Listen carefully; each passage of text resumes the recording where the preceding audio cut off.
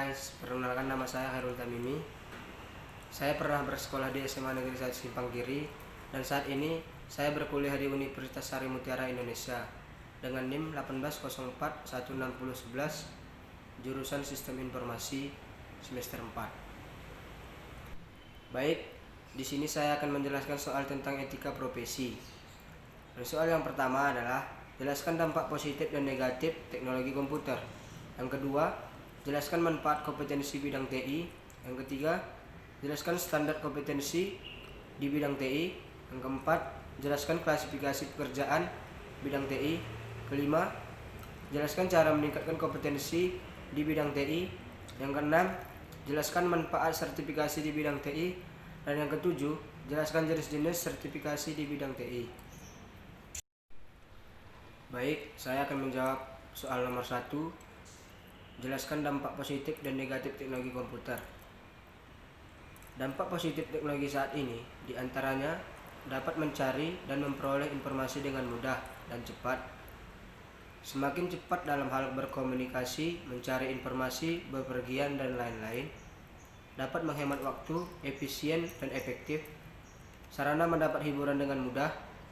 Dan dampak negatif teknologi saat ini diantaranya ialah penyalahgunaan terhadap fungsinya, terutama di bidang komunikasi, sosial media, banyak beredar berita hoax, ada juga informasi yang kurang mendidik. 2. Manfaat kompetensi bidang TI antara lain: TIK sebagai skill dan kompetensi, TIK sebagai infrastruktur pembelajaran, TIK sebagai sumber bahan belajar, TIK sebagai alat bantu dan fasilitas pembelajaran, TIK sebagai pendukung keputusan pembelajaran, TIK sebagai sistem pendukung keputusan.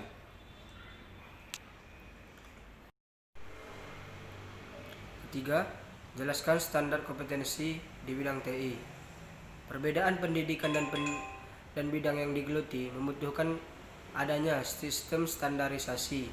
Standar industri atau vendor besar lebih disukai karena bersifat global.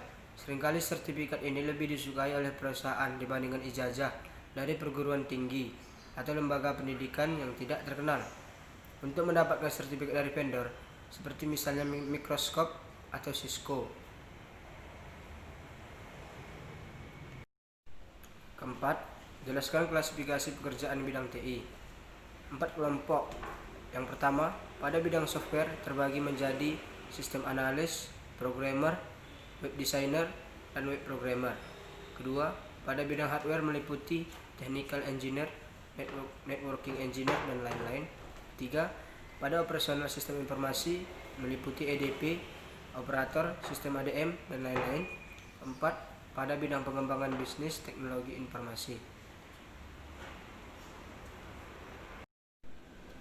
Yang kelima, jelaskan cara meningkatkan kompetensi di bidang TI.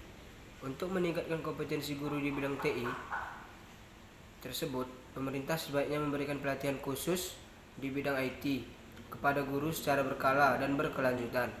Hal ini dikarenakan selama ini pelatihan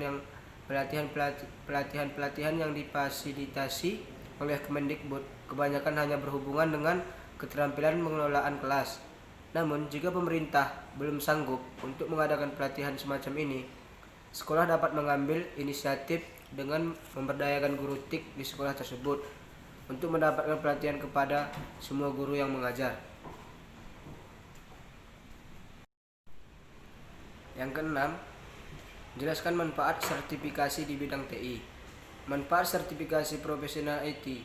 Sertifikasi di bidang TI juga memberikan keunggulan dalam daya saing bagi perusahaan, khususnya dalam pasar global, karena kemampuan dan pengetahuan profesional teknologi informasi dan telekomunikasi telah diuji dan didokumentasikan.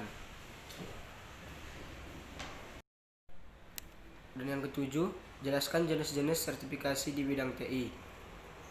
A. Sertifikat Microsoft sebagai salah satu perusahaan perangkat lunak terbesar memberlakukannya sertifikasi dengan label Microsoft Certificate Professional atau MCP, dan bidang-bidangnya adalah Microsoft Certificate Desktop Support Technique, Microsoft Certificate System Administrator, Microsoft Certificate System Engineers, Microsoft Certificate Database Administrator, Microsoft Certificate Trainers, Microsoft Certificate Application Developers, Microsoft Certificate Solution Developer, dan lain-lain.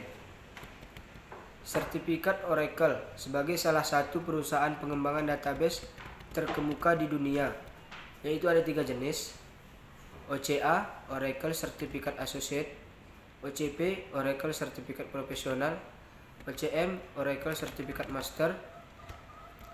Sertifikasi Cisco, peningkatan di bidang jaringan komputer. CCNA, Cisco Certificate Networking Associate. CCNP, Cisco Certificate Networking Professional. CCIA, Cisco Certificate Internet Working Expert. Sertifikasi Nopel pada pengembangan sistem operasi jaringan. Nopel CLP, Certificate Linux Professional. Nopel CLE, Certificate Linux Engineer. SUSE CLP, SUSE Certificate Linux Professional. MCNE, Master Certificate Nopel Engineer. Berorientasi profesi. Hadirnya Institute for Certificate of Computing Professional atau ICCP, sebuah badan sertifikat profesi teknologi informasi di Amerika. Sertifikat yang didapatkan dari 19 pengujian bidang minat melahirkan sertifikasi CDP, Certificate Data Processor; CCP, Certificate Computer Programming; CSP, Certificate System Profesional.